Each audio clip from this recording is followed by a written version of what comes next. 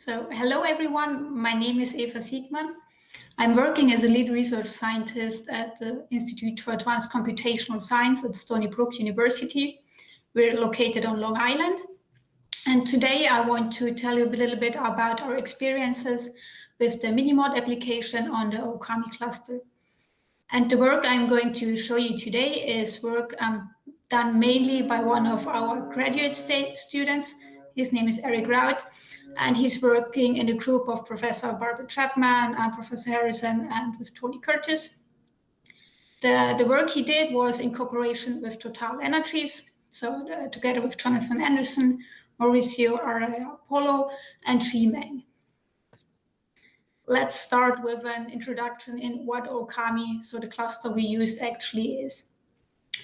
Ookami is supported by NSF, the National Science Foundation, and is a computer technology testbed. The system is available for researchers worldwide, for academia as well as for industry, and the researchers can use it for free, so we're not charging anything. It's operated by us here at Stony Brook University, and we are cooperating with a team at the University at Buffalo. Let's have a look at the more technical details, at the interesting stuff. So the heart of the system are 176 Fujitsu A64FX compute nodes. And those nodes are the same as in Fugaku, which is the fastest machine worldwide since 2020, as most of you probably know anyway. And Ookami is the first open deployment of this processor within the US. We also have some other hardware in the system, some other nodes like an AMD Milan node, 2 Thunder X2 nodes, which are the login nodes on the system, an Intel Skylake node, and 2 NVIDIA V100 GPUs. Summing all of this up, Ookami can deliver around 1.5 million node hours per year. And the architecture of this Fujitsu A64FX chip is very interesting, so let's have a look into that. So the main feature, or one of the main features of this chip, is that it supports SVE, scalable vector extension, and it also supports high calculation performance and a low power consumption. The chip consists out of 48 cores, and these 48 cores are divided into 4 CMGs, or core memory groups, or NUMA regions. So each CMG consists out of 12 cores. Each core has a 64 kilobyte L1 cache, and there's 8 megabyte L2 cache shared between the cores. The motivation for Ookami is really the success of the Fugaku system in Japan. So the major point is that Fugaku is not only the fastest machine worldwide, so it's not only #1 in the top 500 ranking, but it's scoring #1 in all 5 of the major benchmarks, meaning that it's suitable for a wide range of application, and it's also very power efficient. It's also top of the Green 500 benchmark. I put here a picture of the system of Fugaku, and as you can see, it's obviously much, much bigger than our system, than Ookami.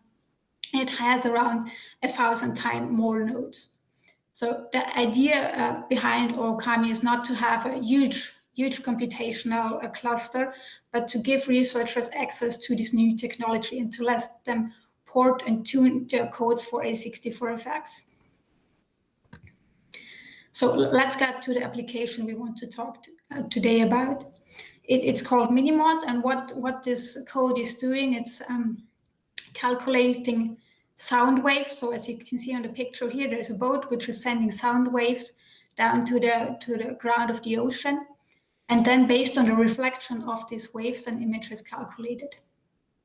So what Minimod is doing, it's solving the wave equation by finite differences, and it also involves a stencil computation.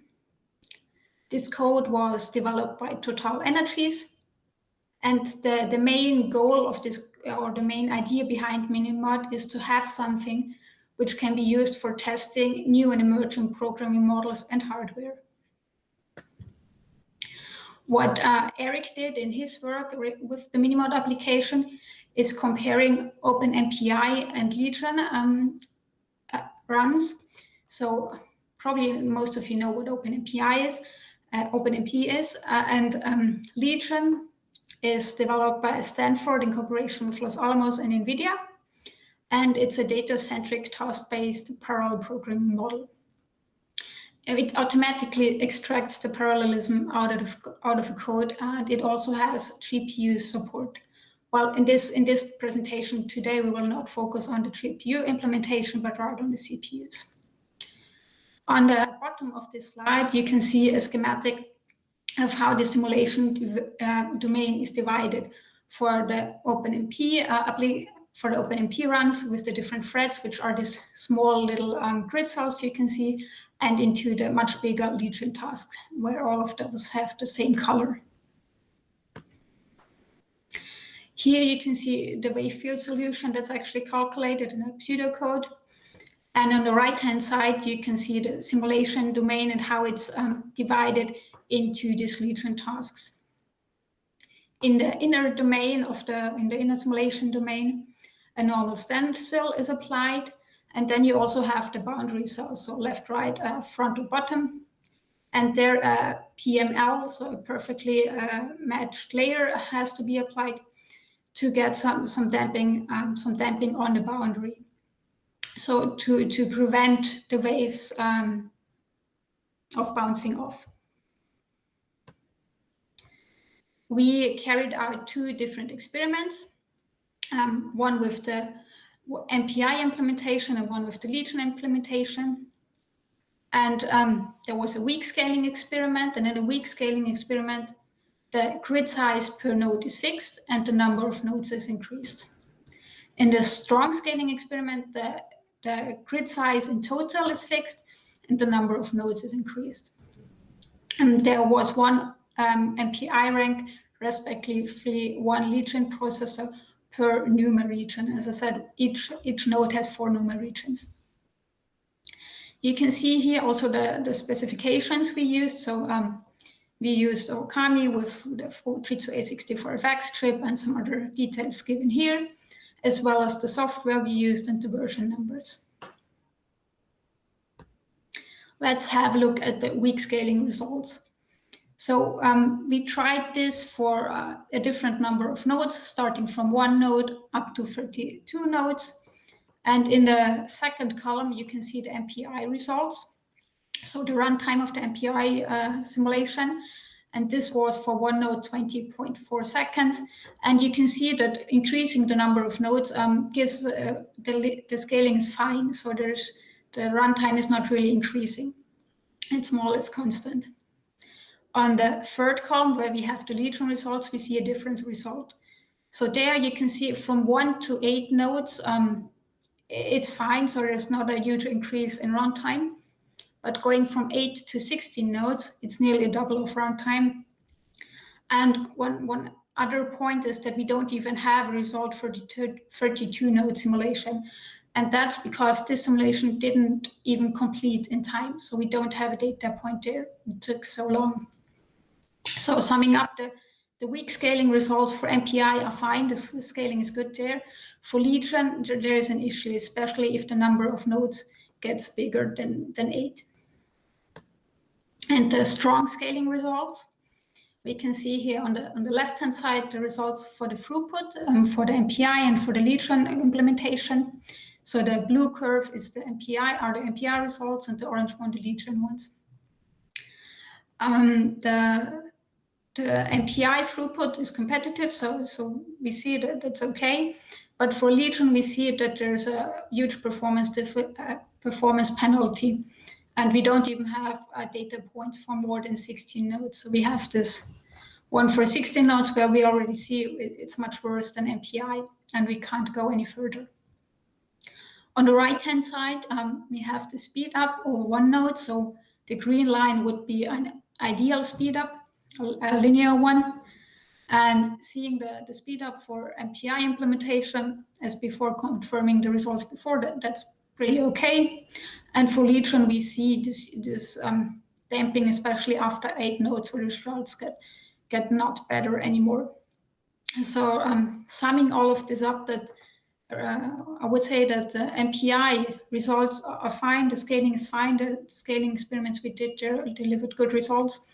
The Legion implementation, the results are not that good, and that's something very interesting. And in fact, my colleague Eric wrote a paper about that. So if you're interested in getting more details on this, please have a look at the paper and read more about that.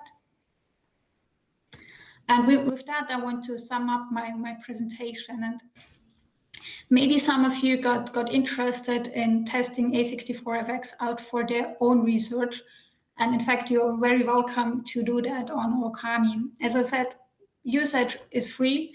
So if you want to use it, you can just get in contact with us and use the system. So we are open also to industry, of course, also to academia.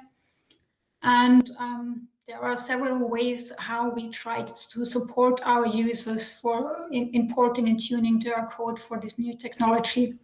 For example, we are having a very active Slack channel, so users asking any kind of questions there normally get answers within less than an hour. We are having a ticketing system for all kind of installation requests or other problems or feedback. We are having virtual office hours twice a week.